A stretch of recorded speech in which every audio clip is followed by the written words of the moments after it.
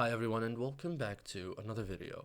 So if your Etsy product shows listing inactive, it means buyers can see or purchase your item, which directly affects your sales. So the good news, most inactive listing can be restored in minutes. So in this guide, I will show you step by step how to fix the listing inactive issue on Etsy in 2026 quickly and professionally. So first thing first, check why your listing is inactive. So common reasons include listing expired, manual deactivation, sold out inventory, shop payments issue, or policy or copyright review. So to check, open Shop Manager, go to listings and select inactive. It usually shows the reason, okay?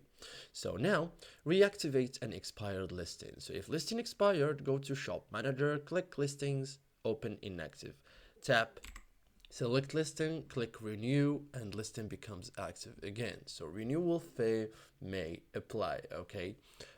Fix sold out inventory. So listings automatically deactivate when stock reaches zero. So to fix, edit listing, update quantity, and save changes, okay?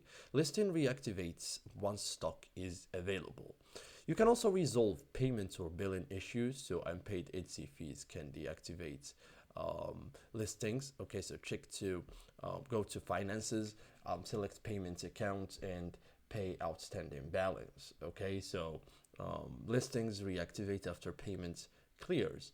You can also review Etsy policy warnings. So if Etsy flagged your listing, check Etsy email notifications. So open Shop Manager dashboard and review warning or violations. Okay, so fix issues such as copyright content, prohibited items. Okay, so thank you guys for watching this video and see you in the next tutorial.